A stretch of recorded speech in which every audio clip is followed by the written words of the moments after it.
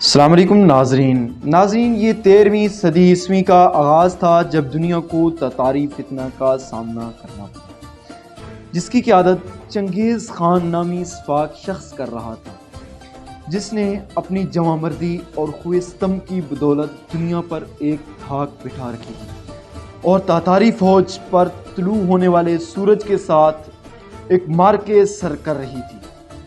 تو ناظرین، یہ وہ دور تھا جس نے کئی طاقتور سلطنتوں کا بھرم توڑ دیا تھا۔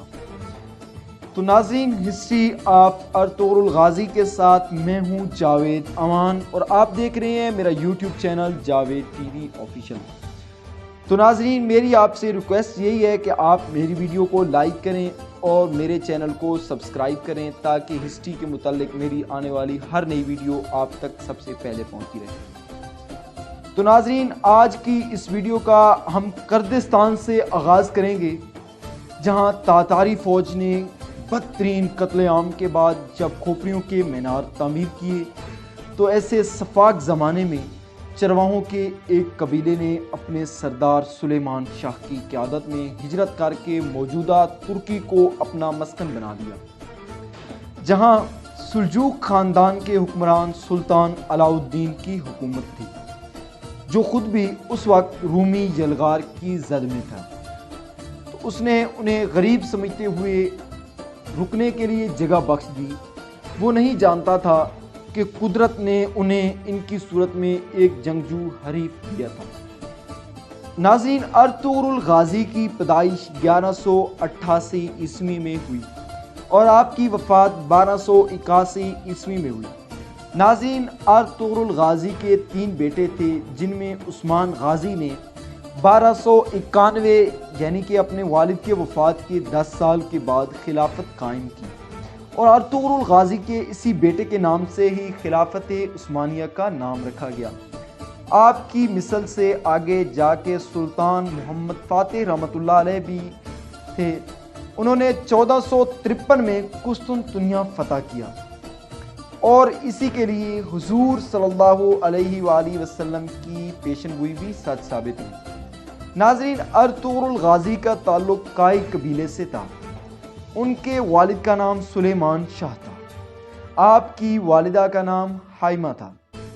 ناظرین، آپ کے 3 بھائی اور بھی تھے۔ آپ کی شادی سلطان علاء الدین کی بھانجی حلیمہ سے ہوئی، جس سے آپ کے 3 بیٹے ہوئے، جس سے آپ کا قبیلہ وسط ایشیا سے اناطولیہ آیا تھا۔ یہاں سلطان علاء الدین سلجوق سلطنت کے سلطان تھے۔ یہ سلجوق سلطنت کا علاقہ سلطان الپ ارسلان نے 1071 میں بازنطینیوں کو عبرتناک شکست دے کر فتح کیا تھا۔ تو ناظرین، تاریخ کے مطابق جب آپ اپنے 400 جنگجوؤں کے ساتھ اناطولیہ جا رہے تھے تو وہاں انہوں نے دیکھا کہ 2 فوجیں آپس میں لڑ رہی ہیں، ایک فوج جیت رہی تھی اور دوسری فوج ہار رہی تھی۔ تو ناظرین، ارطغرل غازی نے اس وقت اپنے ساتھیوں کے ساتھ شکست خوردہ فوج کا ساتھ دیا۔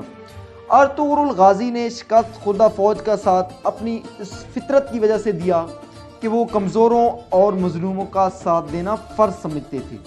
انہوں نے یہ جاننے کی کوشش نہیں کی کہ یہ فوج کون سی ہے اور اس کے بدلے مجھے کیا انعام ملے گا۔ ان کے حملے کے بعد جیتی ہوئی فوج کو شکست کی طرف چلی گئی اور جو فوج ہار رہی تھی وہ جیت گئی۔ اس طرح جنگ کا پانسا پلٹ گیا۔ جس فوج کا آپ نے ساتھ دیا وہ سلجوق سلطنت کی فوج تھی اور سامنے والی فوج منگولوں کی تھی۔ کچھ مورخین نے یہ بھی لکھا ہے کہ سامنے والی فوج صلیبیوں کی تھی۔ سلطان علاء الدین نے ارطغرل کے اس کارنامے سے خوش ہو کر سوغوت کا علاقہ انہیں جاگیر کے طور پر دے دیا اور اپنے سردار اعلیٰ کے طور پر بھی انہیں منتخب کیا۔ وہاں آپ نے صلیبیوں کے ایک مضبوط قلعہ کو بھی فتح کیا جو حلب کے قریب تھا۔ اس کے بعد منگولوں کی یلغار قریب ہوئی تو ارطغرل غازی نے منگولوں کے لیڈر نویان کو شکست دی۔ نویان منگول بادشاہ اور اکتائی خان کا دایاں بازو تھا۔ اکتائی خان چنگیز خان کا بیٹا تھا۔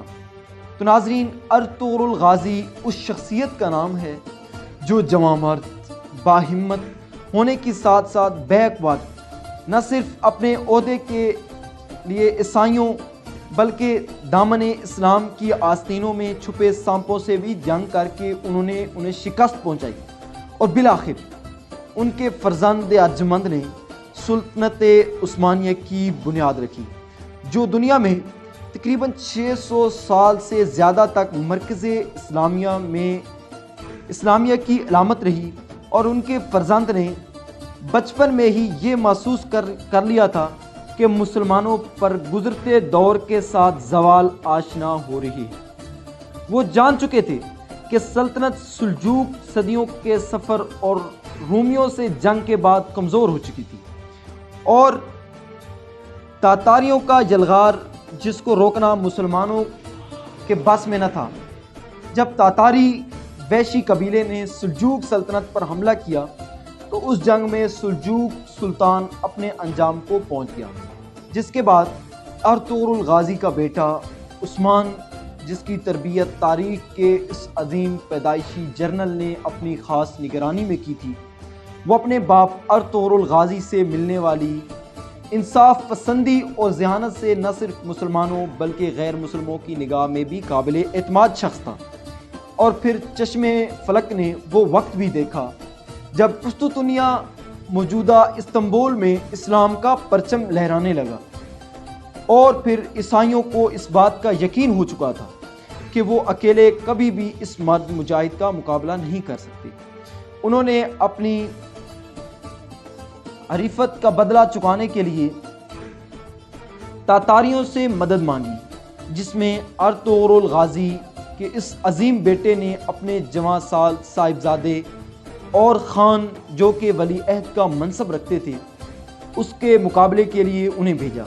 اور یہ تاریخ اسلام کا پہلا اور روشن باب ہے جس میں اوغوز خان نے چنگیز خان کی اولاد کو وہ عبرتناک شکست دی کہ اس کے بعد نہ ہی رومی اور نہ ہی تاتاری دوبارہ اس عظیم سلطنت کا رخ کر سکے۔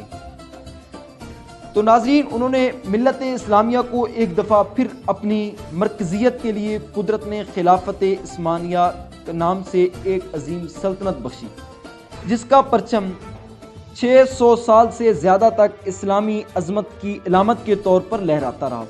اور بالآخر 20ویں صدی کے اوائل میں پہلی جنگ عظیم کے بعد آخری خلیفہ حمید سلطان کے زمانے میں اس سائنس اور ان کی سانسیں اکھڑ گئی اور اتحادیوں نے خلافت کا خاتمہ کر دیا۔ تو ناظرین، یہ تھی 13ویں صدی عیسوی کے عظیم رہنما ارطغرل غازی کی ہسٹری۔ تو ناظرین، میری آپ سے ریکویسٹ یہی ہے کہ آپ میری ویڈیو کو لائک کریں اور میرے چینل کو سبسکرائب کریں تاکہ ہسٹری کے متعلق میری آنے والی ہر نئی ویڈیو آپ تک سب سے پہلے پہنچتی رہے۔ تو ملتے ہیں انشاءاللہ ہسٹری کی ایک نئی ویڈیو کے ساتھ۔ ہمیشہ اپنا خیال رکھیے گا اور دعاؤں میں یاد رکھیے گا۔ بہت شکریہ۔ اللہ پاک آپ کو اپنی حفظ و امان میں رکھے۔